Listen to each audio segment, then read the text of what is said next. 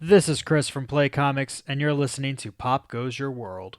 I'm Chris McBrien, and the pop culture from Generation X is everything to me.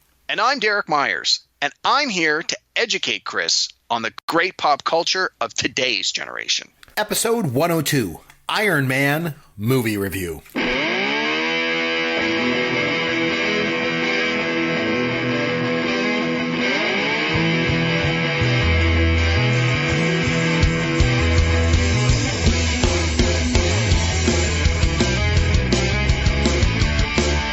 I'm Chris McBrien. This is Pop Goes Your World, and that is Derek Myers, caveman himself.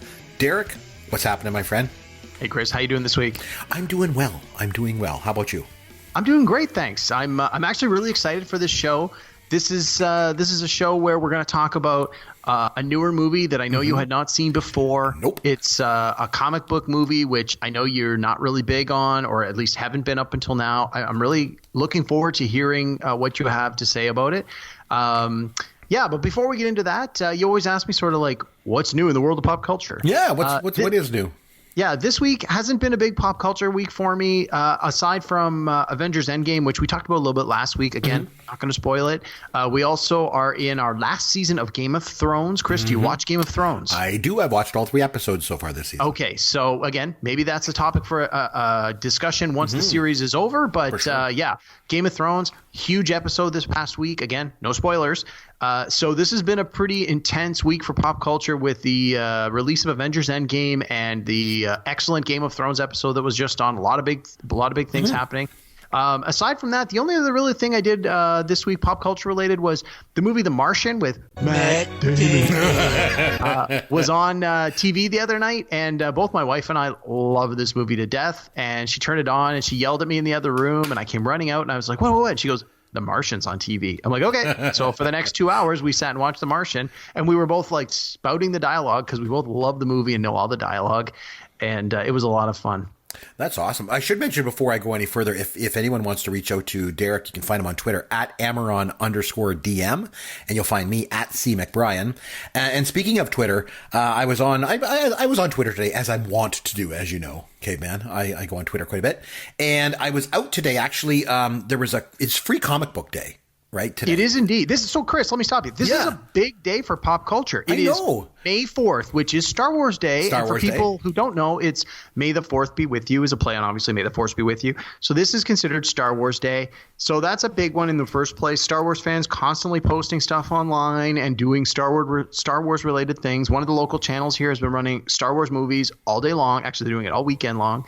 And, unfortunately, the timing is such that we lost Peter Mayhew earlier this week, who played Chewbacca in the Star Wars movies, which is obviously very sad.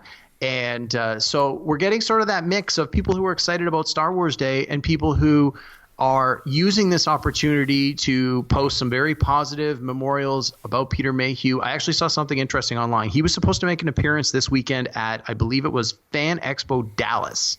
And instead of removing the booth that they had already set up for him to appear, they instead turned it into a memorial where they posted flowers and pictures and a couple of books, and they asked all fans who were at the con to sign the books and say something positive and something for his family. And after the end of the convention, they're going to present these to his family. And I think this is a great outreach from the fans who have grown up with Star Wars, who love Star Wars. I mean, Star Wars is a huge phenomenon, and the fans are great. There's so much positivity around Star Wars fans, and this is just another example of positive fans doing something positive, remembering an actor who they thought did a great performance, who was a big part of a big franchise in their life.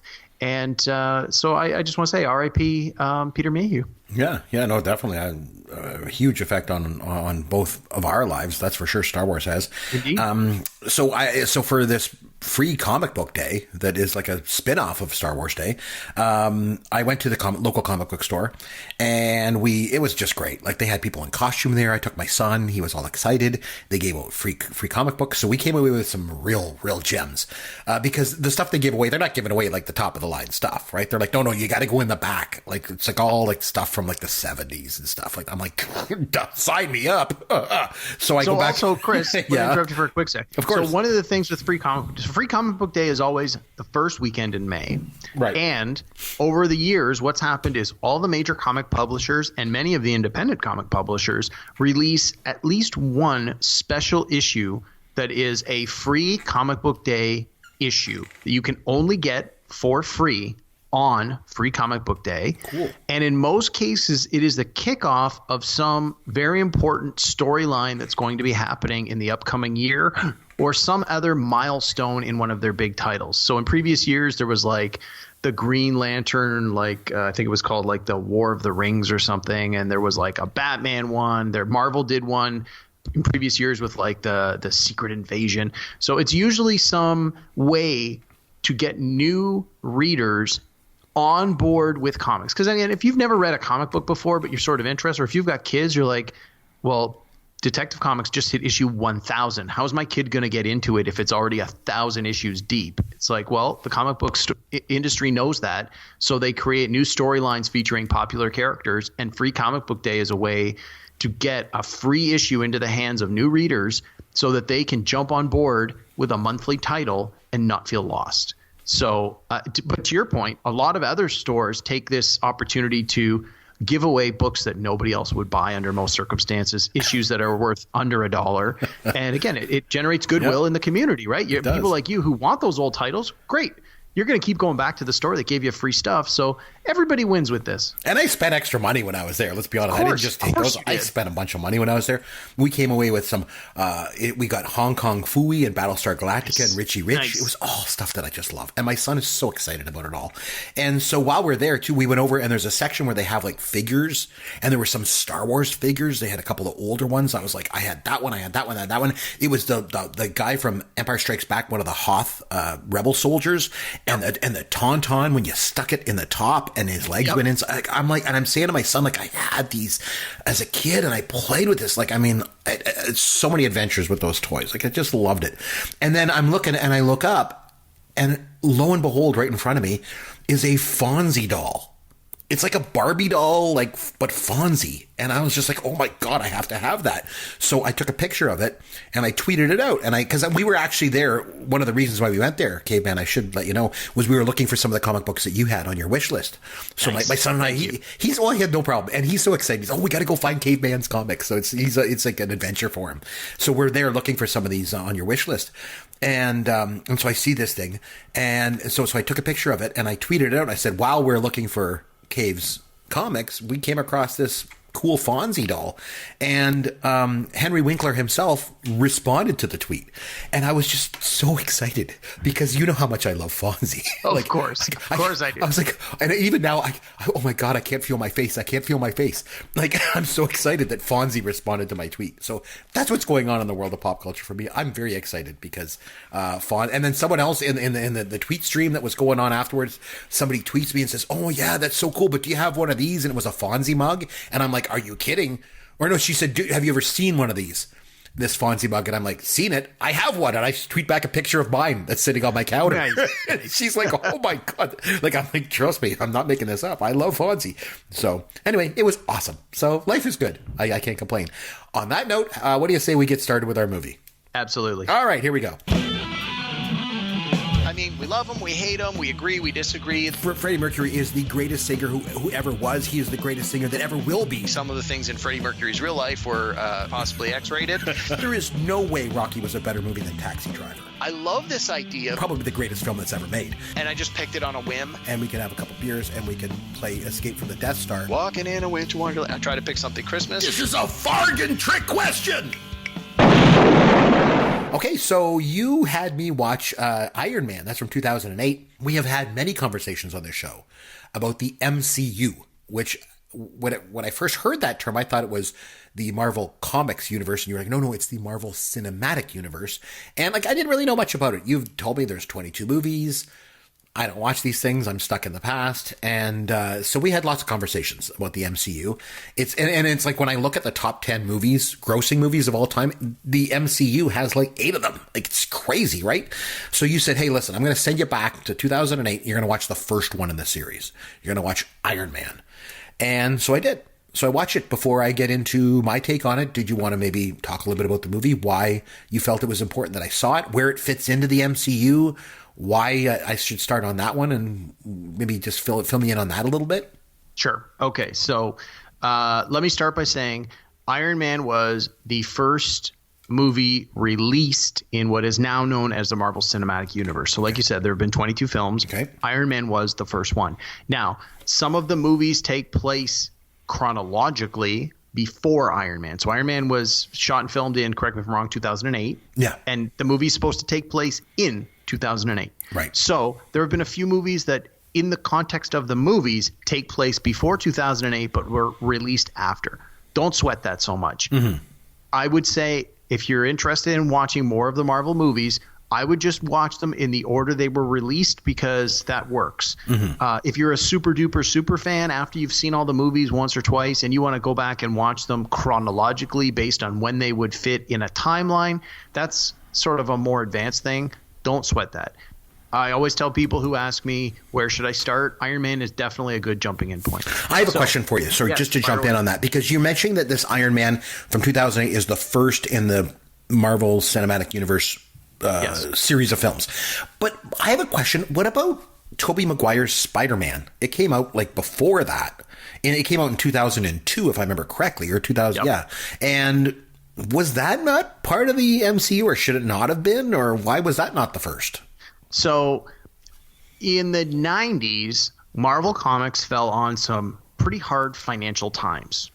And in an effort to keep did they right the ship, didn't they? Yeah. Wow. In an effort to keep the ship afloat and keep the industry working, like, I mean, at their heart, they're a comic book company. Mm-hmm. And so in order to make sure the lights stayed on and the issues were continuing to publish and artists and writers got paid, they had to take drastic measures, and they started to license out and sell off the movie and TV rights to many of their characters and franchises. So, for example, you would say, we are selling Spider-Man to Sony Pictures. And with that, we are selling X number of Spider-Man villains and supporting characters. So you're not just buying Spider-Man, you're buying Spider-Man and the Green Goblin and Dr. Octopus and other Marvel properties that they felt were closely related to Spider-Man. And then they did the same thing with Fantastic Four. They did the same thing with the Hulk. Again, they were. That was the Eric Bana movie. Yeah, exactly. Okay. So in an effort to keep the lights on and make a few dollars, they did the only thing they could do at the time, which was sell these rights to these various companies. Now, Marvel obviously kept enough of a percentage that if and when movies ever came out, they were stamped with the Marvel logo on them, and people who were a part of the Marvel corporation got their names on the movies as like executive producers, and certainly the people who created the books obviously got credit for that. So like Spider-Man would say created by Stan Lee and Steve Ditko.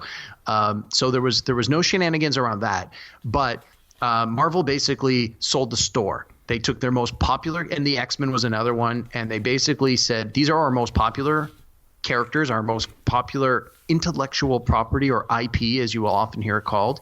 And they straight up sold them away because they needed the money. And then you started to get things like Ang Lee's Hulk movie starring Eric Bana. And you got the X-Men franchise with Hugh Jackman. And you got Spider-Man franchise with Tobey Maguire. And part of the contracts that these companies got said, you have X number of years to actually make a movie featuring these characters. And if you don't make a movie within X number of years, the rights revert back to the Marvel Comics Corporation. So that's why you saw every few years a new Spider-Man movie came out. So you had the 3 with Tobey Maguire, but by the time the third one came out, although it did okay in the box office, it was not received very well by the fans. The reviews were quite negative. And then a couple years later, you get a new Spider-Man franchise with, I believe it's Andrew Garfield, the guy who was in the Facebook movie, as Spider-Man. And he did 2 movies as Spider-Man. And you're like, well, you already gave me 3 movies with Spider-Man. I know how he gets his powers. I've seen the origin story. Yet here I've got another origin story. And you've basically rebooted the franchise. So that's the business rationale to why you kept seeing these movies. Same with Fantastic Four.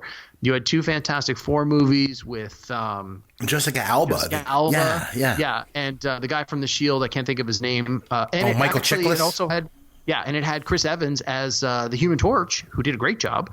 And after 2 movies, they went, okay, again, not critically acclaimed. They basically screwed it up. They didn't. They didn't stay true to the heart of the comic book. They sort of made a lot of changes.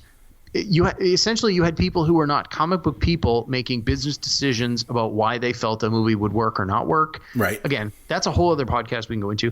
And so you did 2 Fantastic Four movies. They didn't do that well. But not long after that, you had another Fantastic Four movie. And this one features Michael B. Jordan as a Human Torch. And you have new actors and actresses playing the Marvel's first family. And again, it's another origin story. And you're just thinking to yourself, well, why do you keep telling me these new origin stories with new actors? Well, this is why. It's part of their contract. If they don't make a movie within X number of years, they lose the rights. And given what they paid for the rights and given what they can make with a movie, even a bad movie, they have to keep making these movies. Mm-hmm. So this is a situation. This is the groundwork. So at this point, after you've had half a dozen so-so movies, although the X-Men movies did okay, but arguably the first X-Men movie was not great, but it did better than some of these other franchises. I think it came out in 99 or 2000. Any case, Marvel sort of looked at what they had left. And they went, well, we sold all our quote-unquote A-list characters. Who do we have as a B-list character that we own, that we can sell, that we can make our own movie of, retain all the rights, do whatever we want, try and keep it as close to the comic books as possible, and if it's a hit, we own it. What do we have left? And so they opted for Iron Man. And they went, well, at the time, Iron Man was a known character to comic book readers. Iron Man's been around since the 60s. He was one of the founding members of the Avengers. He's had his own title since the 60s. It's been constantly going. It's never stopped printing. It's maybe not been their best selling comic book, but Iron Man's got a lot of decent stories along the way. They've had good writers and good artists. And so in 2000, obviously before 2008, let's say 2006, 2007, Marvel Industries, Marvel Comic Books said, let's make an Iron Man movie. Let's see how it does. And honestly, they didn't necessarily know if it was going to be a hit or not. So they sort of rolled the dice. They went, well, let's get Robert Downey Jr. Oh, well, he's not an A-list actor at this point. He hadn't really done anything in a while. His last couple of movies had kind of been duds. He had some issues in his personal life. He was not a bankable star at the time, but he was a known commodity. We could sell a movie and say, it's got Robert Downey Jr. People know the name. And they're like, well, let's get Jeff Bridges. He hadn't really done a lot lately, but people knew him. Okay, well, let's get Gwyneth Paltrow. Small role, supporting role. But again, she had done Shakespeare in Love a few years earlier. She had won an Oscar. She was a bankable name. You have Terrence Howard, nominated for an Oscar for Hustle and Flow. So you had a very respectable cast. And then they said, okay, well, let's get Jon Favreau to direct it. Again, people knew him as the actor from Swingers. Sure. He also directed the Christmas movie Elf, which I think that came out just before Iron Man. He did a few other things. Again, these were all people who were known, but not necessarily. It wasn't a guarantee. I mean, nothing's a guarantee when you're in this industry.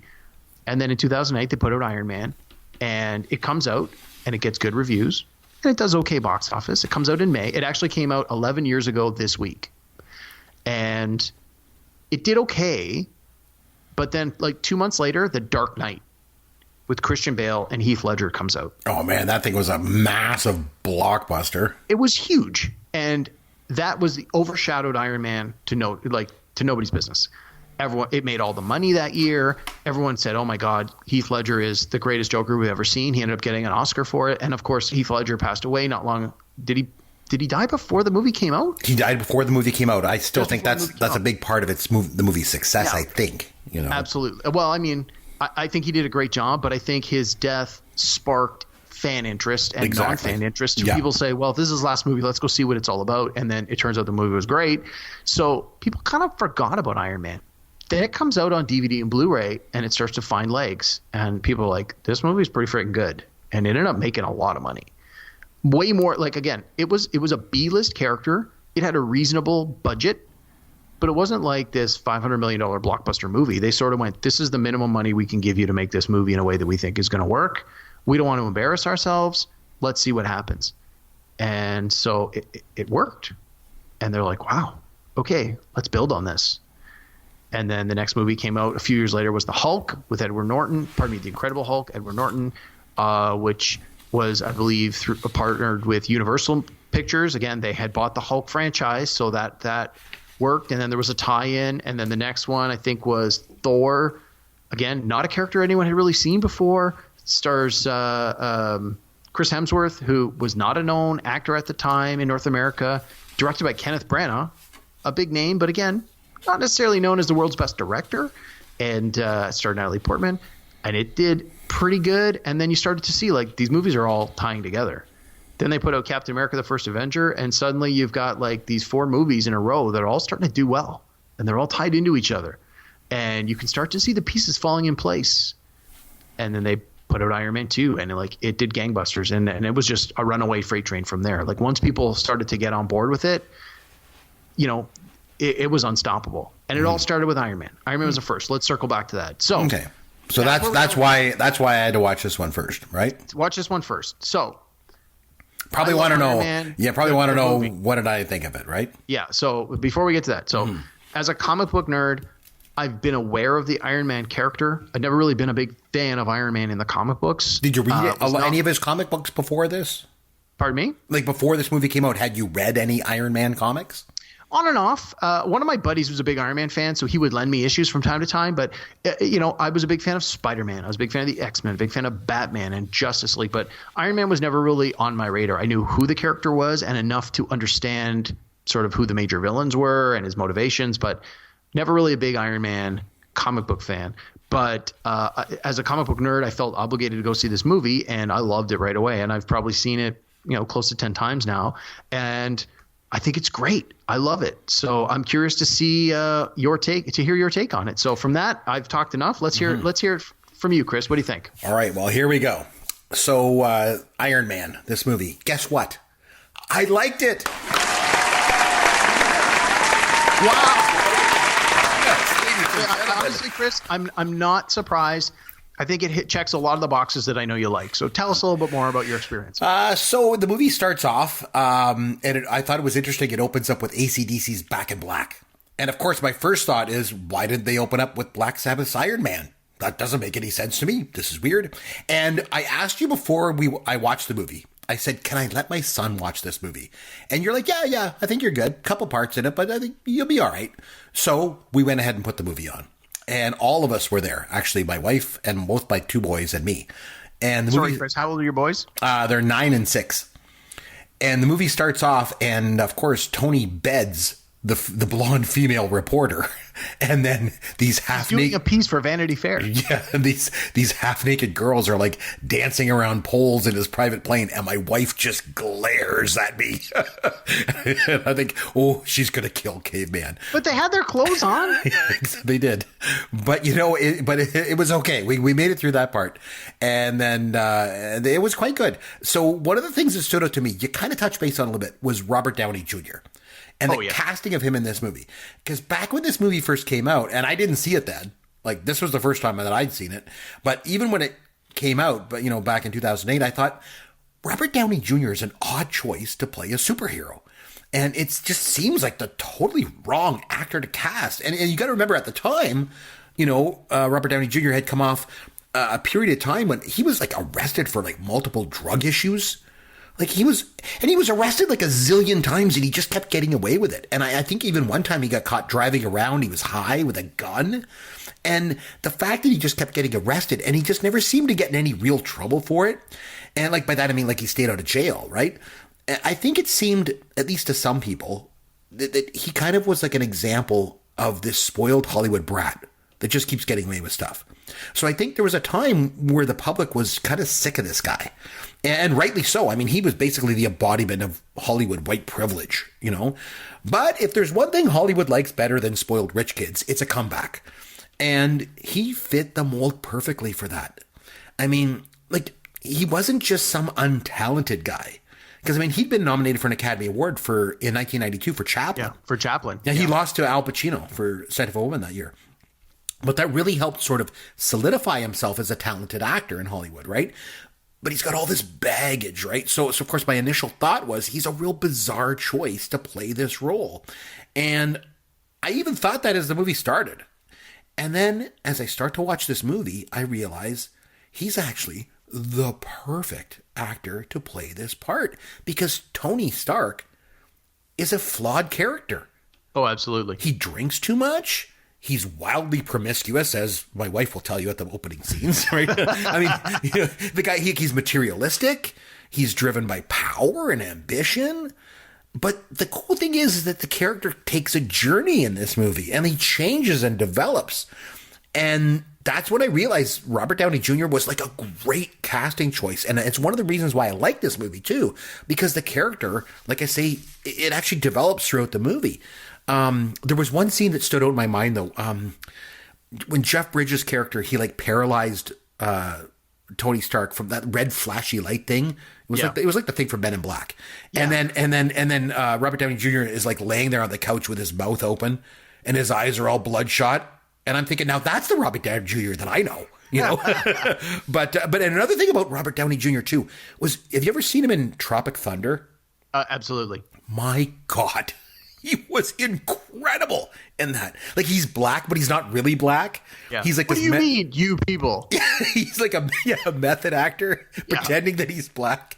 My God. And that full speech. Oh my God. That's so great. God, unbelievable.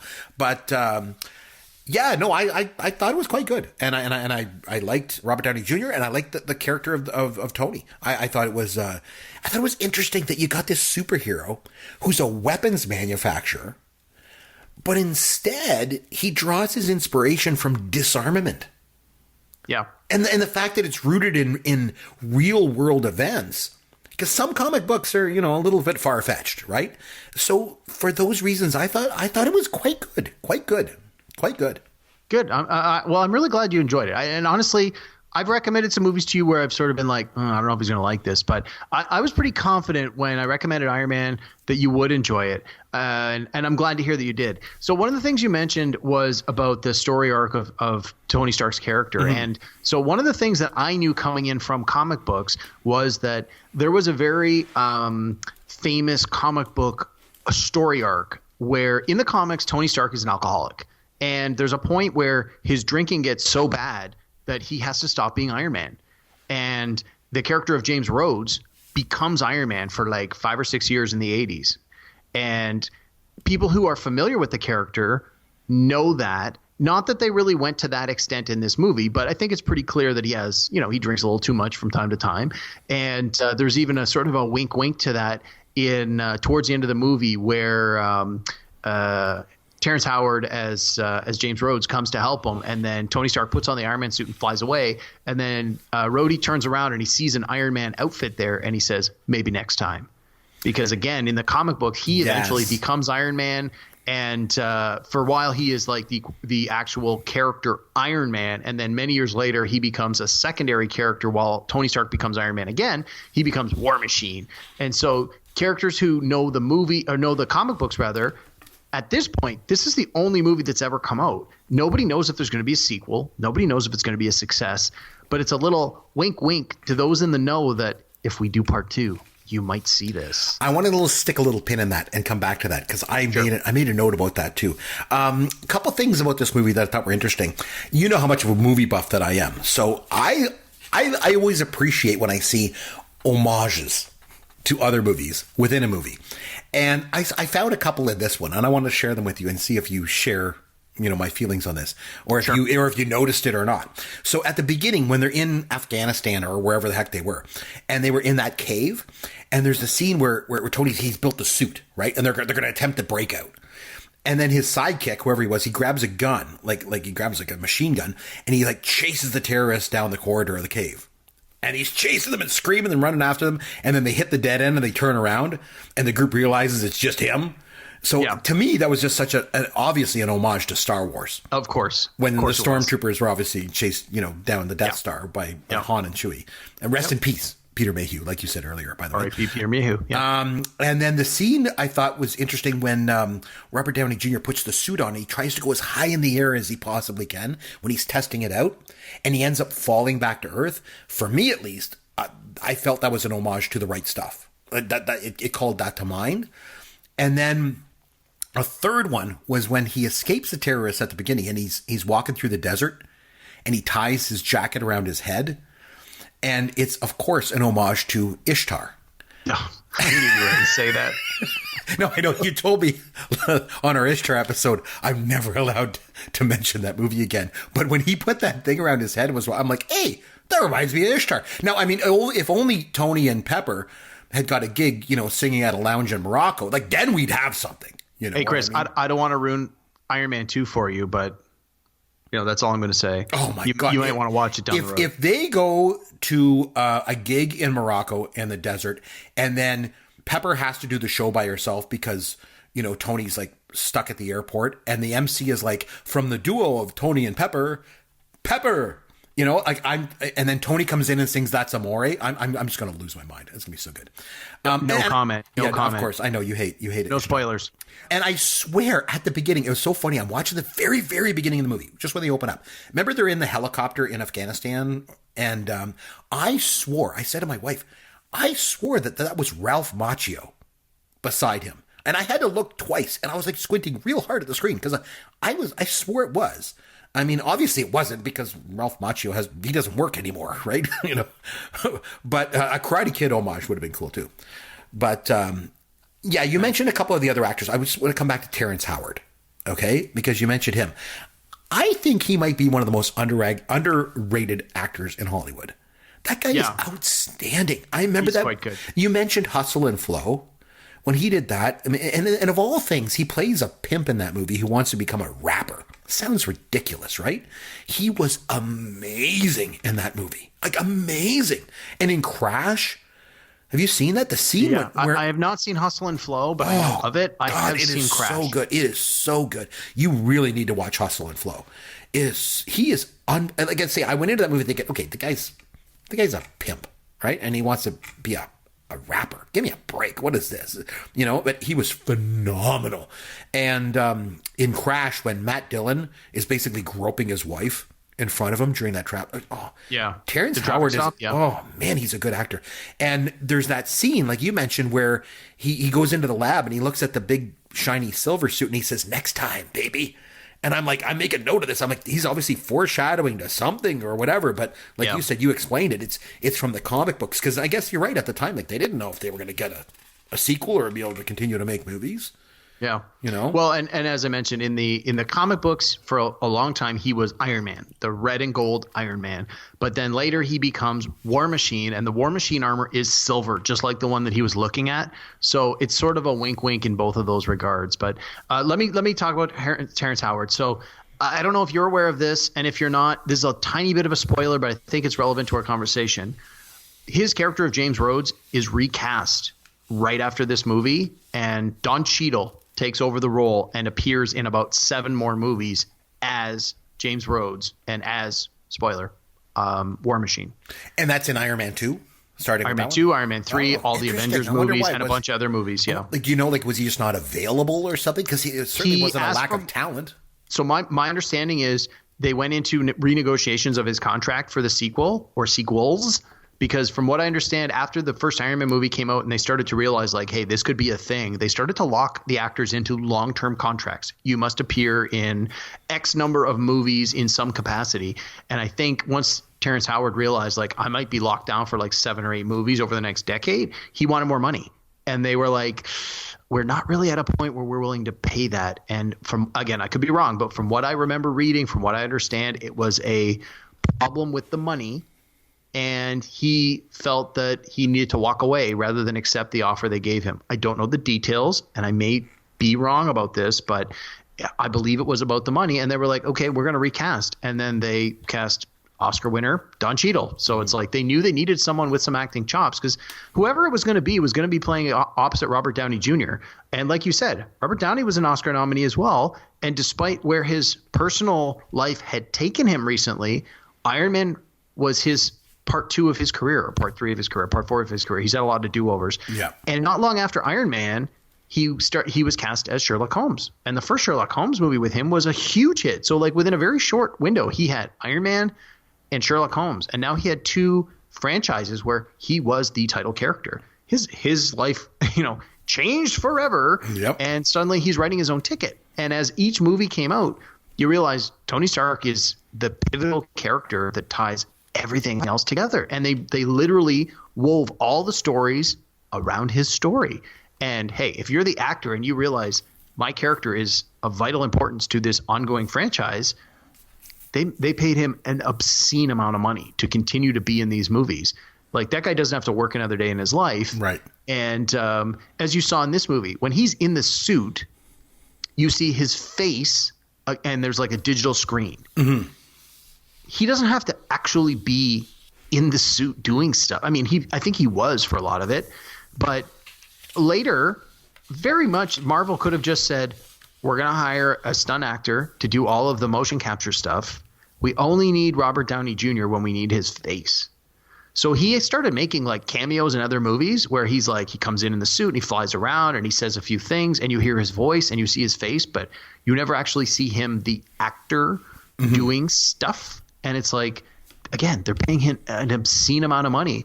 That's got to be the easiest paycheck he's ever cashed in his whole life. It's next to doing voice work on a cartoon. Like, I mean, not that that's easy by any means. From what I have some friends that do voice work and they say it is grueling. You do like 50 takes on one line on a cartoon or a commercial. But, as opposed to being in costume, being in makeup, being on set, doing the scene, I got to think voice work and we're just going to shoot your face today is way easier than full-on acting. So I like how they showed his face inside the mask with the digital displays, as you mentioned. Yeah. Like, I thought it was a pretty good stylistic device for the movie. And here's why. Because it's really difficult to make a movie where you don't see the lead actor's face for a big chunk of it, right? So Chris, have you ever seen the first Spider-Man with Tobey Maguire? Yes. There are huge sections of that movie where Spider-Man and the Green Goblin, played by Tobey Maguire and oh my God, I'm blanking on his name. Willem Dafoe. Willem Dafoe, yep. Have scenes together where they're both wearing their masks. Mm-hmm. And if you watch the scene with mute, all they do is move their head from side to side to indicate, I'm talking right now. It is the most boring thing to watch. And I can remember reading reviews after that movie came out saying, this is terrible. They have to show their faces for this to work. And I think that the Marvel Studios went, we're going to learn from this mistake. We're going to read the user feedback. We're going to read the reviews. Why did people dislike these movies despite the fact they made lots of money? And they fixed it. Yeah. You're going to cast Robert Downey Jr.? We want to see his face. Here's a way to do that without him taking off the mask every 2 seconds, which is stupid. Mm-hmm. And it really allowed audiences to stay connected with the character. I think it was pretty smart. Pretty good. And they've continued to do that in every movie where he's appeared. And it's great. It's a tremendous stylistic device. Yep, I like it. 2 other actors I want to touch base on that are in this movie. So Jeff Bridges, you touched base on briefly. Oh, I love Jeff Bridges. I have to admit, I couldn't figure out what the hell his character's name was. I spent basically the whole movie confused about his name. Obadiah Stane. Yeah, like, and with all the other homages that I mentioned earlier that I found in this movie, I wasn't sure if I was hearing it right. At one point I was like, is it Opus Dei? Like, no, that's from the Da Vinci Code. And I'm like, it's like Obi-Wan Kenobi. Or at one point it sounded like, Obla Di Obla Da, the Beatles song. But, his weird ass name aside, Jeff Bridges, man, he's an amazing actor. And even though this was quote unquote a comic book movie, I felt that his character and Tony's character were incredibly well developed. Oh yeah, and the actors took it seriously, which I think they did. They inhabited those roles. Yes, and the other thing was, not only did they inhabit the roles, it was almost as if like they had a history together, And they interacted perfectly with each other. I was really impressed with Jeff Bridges. He's an outstanding actor, but just the way that the two of them interacted in the movie, I thought was really good. And Gwyneth Paltrow, you mentioned her too. Was it Pepper Pot or Pepper Potts? Pepper Potts with an S. Pepper Potts. Like Robert Downey Jr., when she first came on screen, I gotta admit, my first thought was, this is another bizarre casting choice. Yeah. And she did seem a little odd in the role. Like the scene when they go out on the balcony, remember, and there's supposed feelings. He leads her up there. Go get me some martini with lots of olives. Right. Like 3 olives. I felt that was a bit contrived. And here's the thing. You got Tony Stark is like this flippant, almost satirical goofball in a lot of ways, right? Like he makes wisecracks. He does take a lot of things very seriously. And I think I would have liked to have seen Gwyneth Paltrow to be a little bit more concerned about him almost killing himself. You know, like, yeah. I feel she should have been a little bit more angry at him. And she should have been sort of chastising him for being so careless, you know? I just think it might have balanced out the dynamic a little bit better. But anyway, that's me. I mean, I'm big into character study and stuff. But the scene when she has to reach into his chest, into that cavity and pull that thing out. How big are your hands? Like, oh, yeah, good. They're nice and small. Come over here. Yeah. So I have some questions about that because what the hell was that thing? Like, I was a little confused because it seemed to me that at the beginning of the movie, it was like some sort of magnet or something that was there to try to attract away the shrapnel from entering his heart.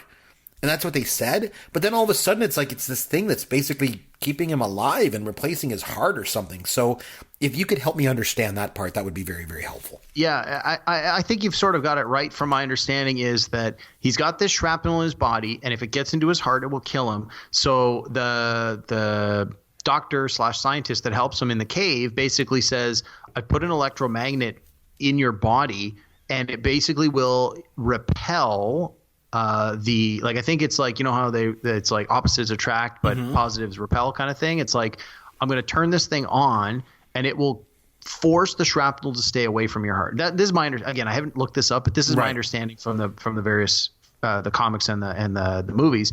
And so in the cave, it's powered by a car battery, and then he makes that little device, and that gives him a wireless version of as long as there's power going to this electromagnet, it will continue to push away the little tiny microscopic metal barbs that if they got into his heart would kill him. And so when he comes back, reaches right into his heart almost. Like, yeah. So weird. And I think that's why in the scene he's hooked up to monitors, and even the monitors start to like flatline, and he even says it. He goes, oh, like she's like, oh, are you going to be okay? And he goes, no, I'm just going into cardiac arrest. And he sort of plays it for laughs. But I think the idea is if this thing doesn't get turned on real quick, his bloodstream's just going to push those metal shrapnel right into his heart, and that's going to do, irrevocable damage.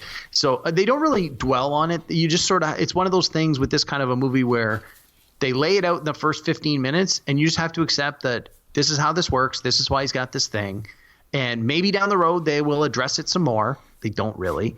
And this is it. And then by making this essentially like magnet or this power source to power the electromagnet, it also is this incredibly efficient power source that he can use to power his Iron Man armor. Okay. Yeah. So a couple other things in this movie that I liked, I want to touch base on. The Stan Lee cameo I thought was good. He says, looking good, Hef. Yeah. And so that wasn't his first cameo, though, was it? So it was not, and nor was it his last. So a little spoiler for you. Mm-hmm. Every Marvel movie that came after this, Stan Lee has made a cameo appearance in some way, shape, or form. Sometimes he has a few lines of dialogue. Sometimes he's just on screen. But it has become the little wink, wink signature of every Marvel movie after. Now, he has had some cameos prior to this. That's what I was going to ask. Wasn't he in Spider-Man with Tobey Maguire? Like, he's in the first Spider-Man movie where there's like rubble falling on people and he pulls a little girl out of the way. He makes an appearance in the first Fantastic Four movie as the mailman. I want to say his name is Willie Lumpkin, but I'm not sure if that's correct. In the one of the Hulk movies, I think it might actually be The Incredible Hulk, which is the follow-up to this Iron Man movie. He plays a security guard alongside Luke Ferrigno. So again, a little wink, wink if you know your Hulk history. And prior to Stan Lee's death, because they knew he was getting old and his health wasn't great, they had him film like 10 cameos because they didn't necessarily know how they wanted to use him in these movies, but they're like, we can make these work. And so he did a dozen of them. So even though he has passed away, he could just be a guy getting on a bus or something like that, you know. So he since his death, he has appeared posthumously in the Captain Marvel movie that came out earlier this year, and he appeared in Avengers Endgame that just came out last week. Now, he might have still been alive when those things were in production, but it's my understanding that they have enough in the can that he will appear in the next few Marvel movies, regardless of which characters get the next movie. So I think there's a Spider-Man movie and a Black Panther movie coming out in the next year, and I'd be shocked if he doesn't have cameos in both of those. And again, this is just it's a wink to the fans, but I think it's also a way of saying, like, Stan Lee, you were 40 years old when you created these characters, and you're 90 years old now, and you lived through a lot of years where you were struggling financially. Here, you're finally getting to see your intellectual property spread to the masses. Like Avengers Endgame came out this weekend. It not only broke, it shattered box office records. It will be the most successful movie of all time in no time. After its third day, it was like 15th on the all-time list. Like, it is ridiculous. It's actually this weekend, I think it's going to pass Avatar as the all-time. No, there's no worldwide. question it's going to pass Avatar. It is going to be the number one movie. And it features many of the characters. Like, again, don't want to spoil it for people who haven't seen it, but certainly don't want to spoil it for you because you haven't seen any of the movies. None, but other than this. It features many of the characters who appear in all these other movies.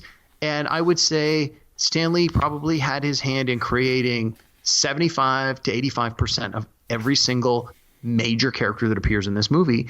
And this is his legacy. This capital L legacy. What has Stan Lee left behind?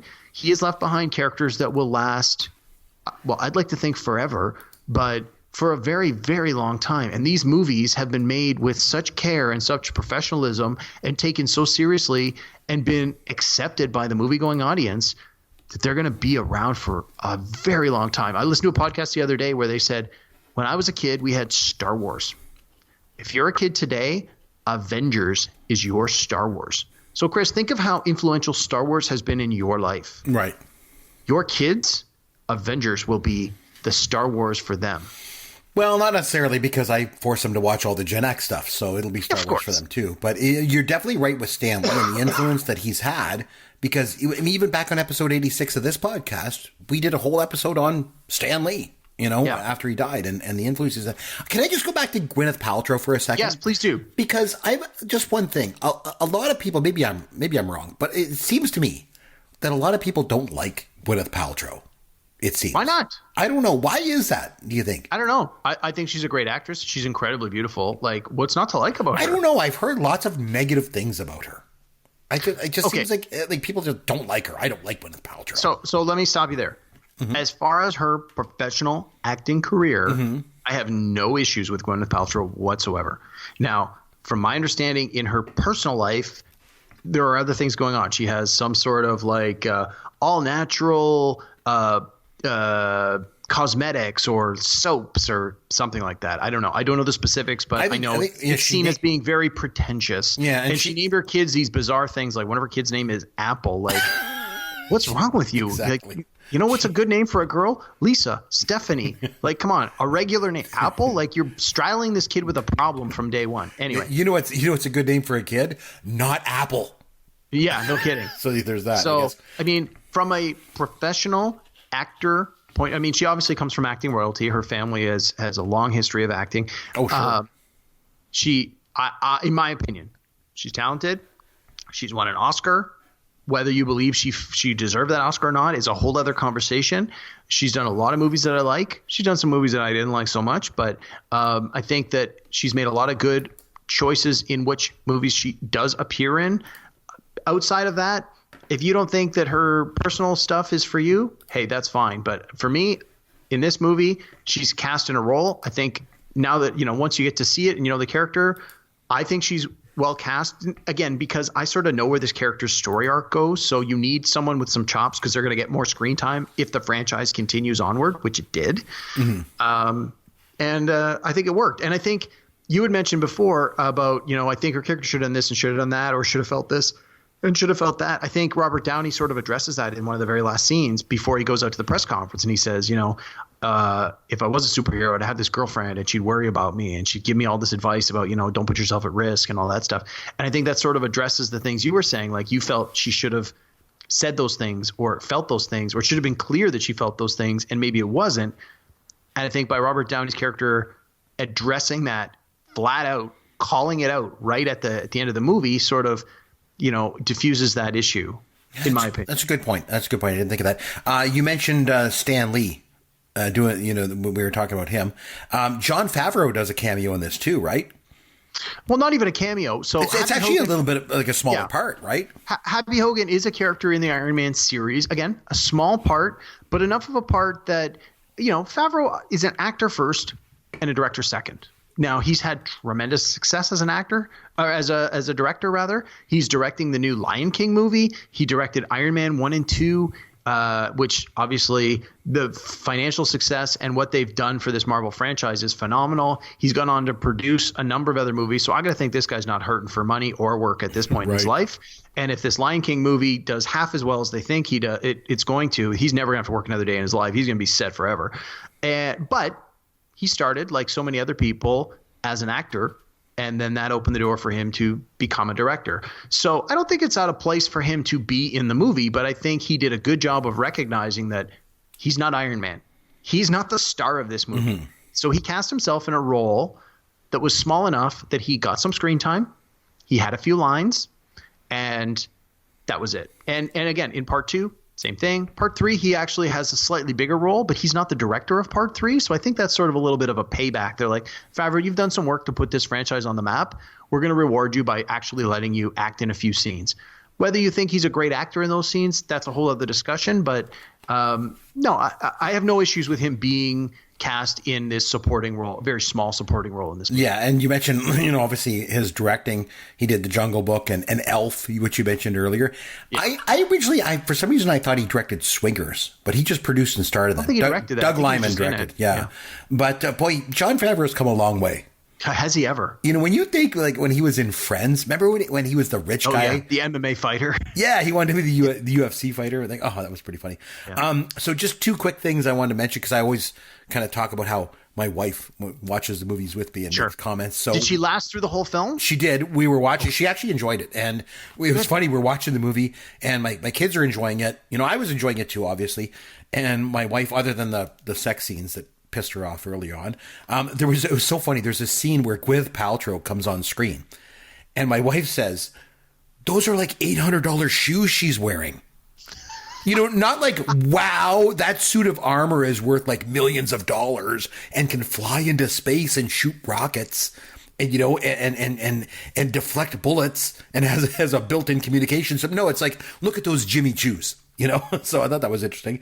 And another thing she did throughout the whole movie, she kept saying that she knew the actors. She's like, oh, that guy's from Homeland.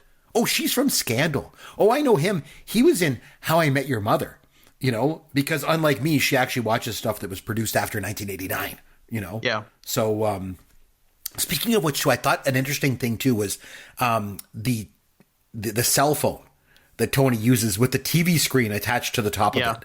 And I'm sure a lot of the people at the time, or at least in 2008, a lot of people probably looked at it and think, wow, man, Tony Stark, man, he's rich, man. He's got a phone with a video screen on it. Wow. I think so. That was funny. I will say this. Okay, so I mentioned I like this movie. But the one thing I will say is I don't take this the wrong way, but I probably wouldn't watch it again.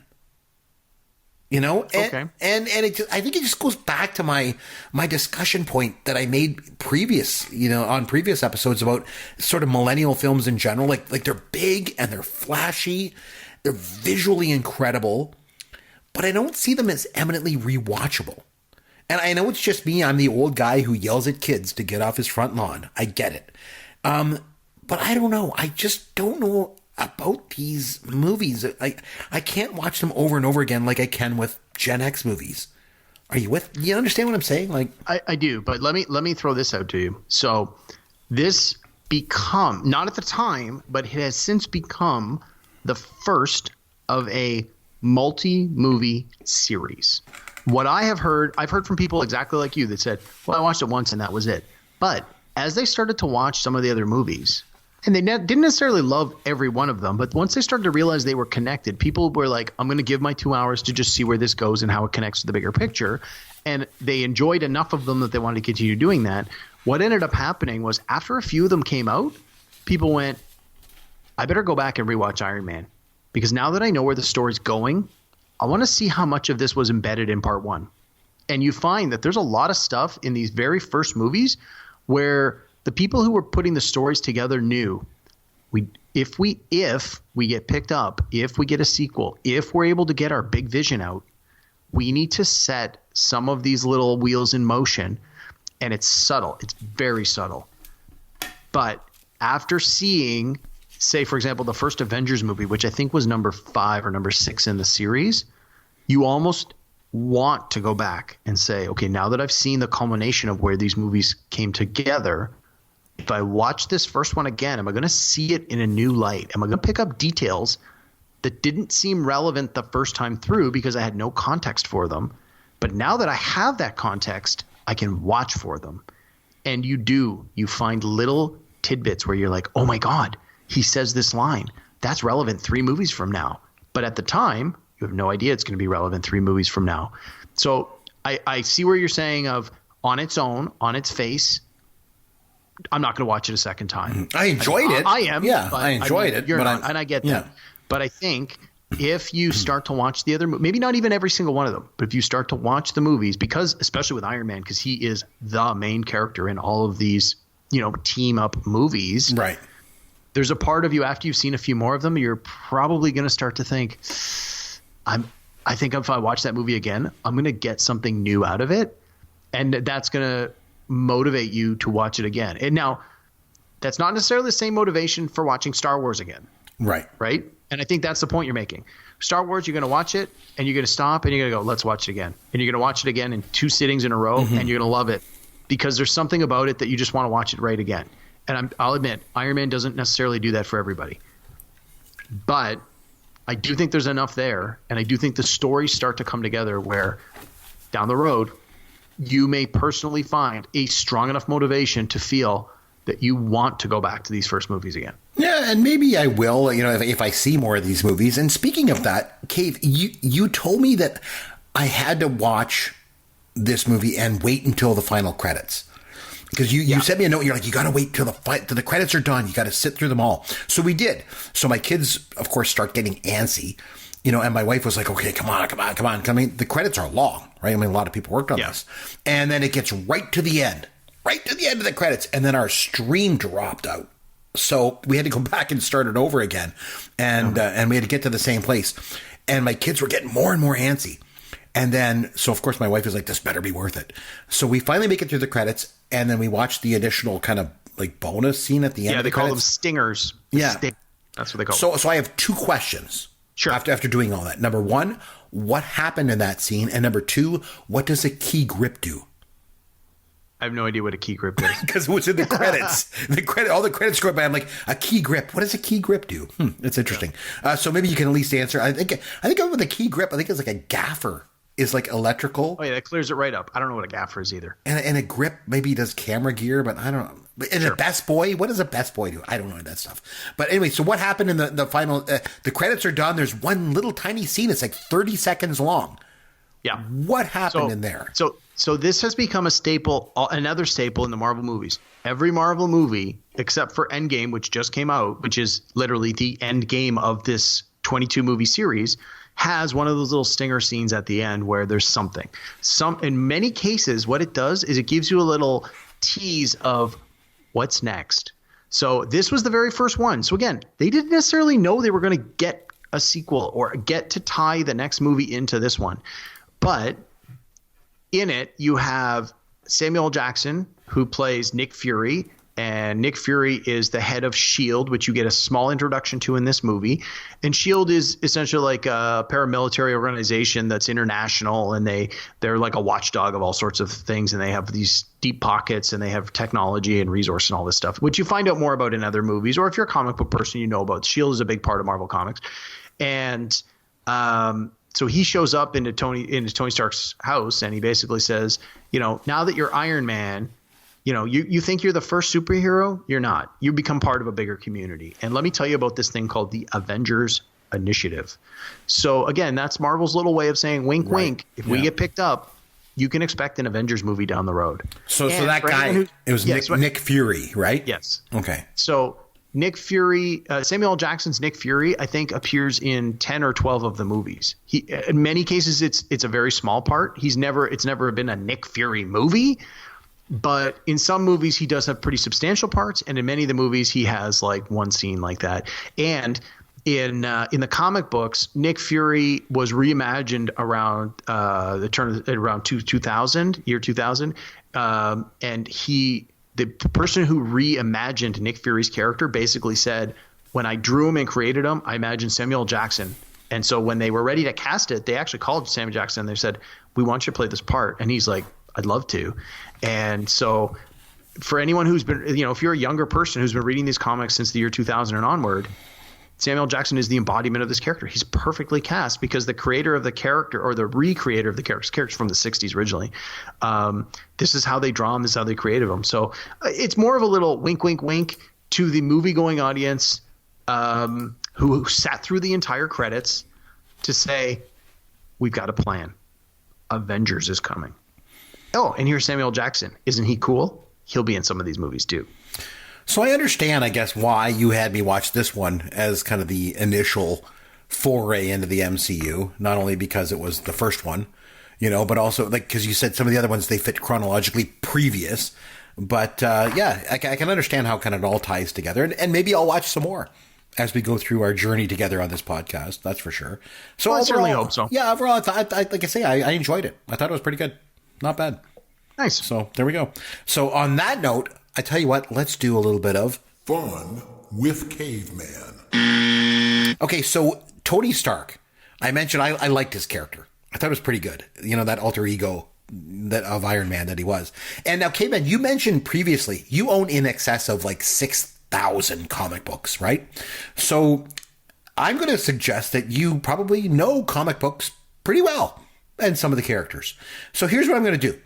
I'm going to mention a character's real name. And you mention the alter ego character that they embody. So, for example, the superhero name or the supervillain name. So you're going to say like Clark Kent, and you're going to want me to say Superman. Superman, exactly. Bruce Wayne, you would say, of course, Batman. Spider-Man. Okay, so we're going to start with some easy ones. Here we go. Bruce Banner. The Incredible Hulk. You got it. Okay. Diana Prince. Wonder Woman. Oh, very good. See, you got this. It's easy. Yeah. Okay. If they say this easy, I should go perfect 10 for 10. They are. Stephen Strange. That would be Doctor Strange. Very good. Another easy one. Victor Von Doom. Doctor Doom. Oh, boy, you're killing it. Steve Rogers. Captain America. Very good. Who's Alexander Joseph Luthor? That's Lex Luthor. Very good, it is. I had to think about that one. I'm like, yeah. How about Wade Wilson? Who's Wade Wilson? Wade Wilson. Oh my God, why am I blanking on this? Wade Wilson. You know what? I'm not going to get it in time. I got to pass on that one. It's Deadpool. Oh, it's Deadpool. Yeah, Deadpool. How about Matt Murdock? Who does Matt Murdock become? Matt Murdock is Daredevil. That is correct. How about Eric Magnus Lensher? Do you know Eric Magnus Lensher? That is Magneto. That's the name they've given him in the last 20 years. Yeah. Very good. Easy one. Jack Napier. The Joker. Very good. Billy Batson. Who's Billy Batson? Billy Batson is Captain Marvel, also known as Shazam. Yes. Hal Jordan. How about Hal Jordan? Hal Jordan is one of the many Green Lanterns. Okay. Dr. Don Blake. Thor. The mighty Thor. Absolutely. Ben Grimm. Who's Ben Grimm? The ever-loving blue-eyed thing from Fantastic Four. Of course he is. A.L. Simmons. Wow. I have no idea. Oh, this one's a later. It's Spawn. Spawn. Oh, yeah. Okay. Okay, how about Alec Holland? Who does Alec Holland become? I have no idea. The Swamp Thing. Oh, jeez. No. And finally, this is a tough one. Oh, maybe not. You know, you got all these other ones.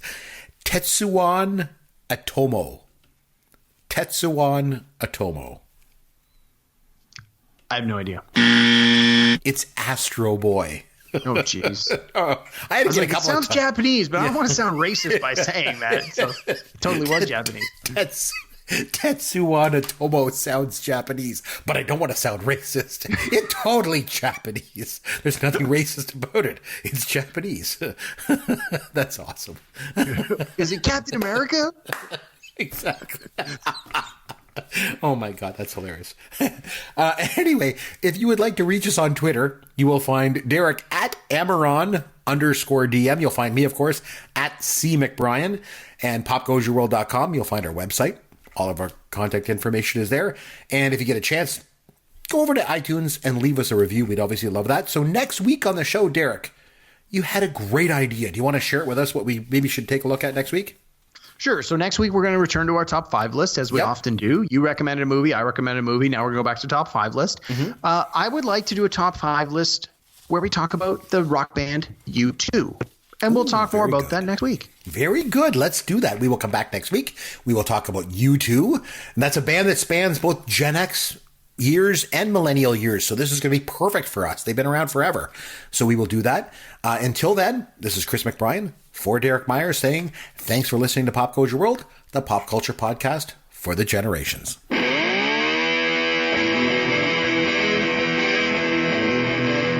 Thanks for listening to Pop Goes Your World. You can contact Chris and Derek at popgoesyourworld.com. Please take a minute and review the podcast on iTunes or wherever you download and listen to the show.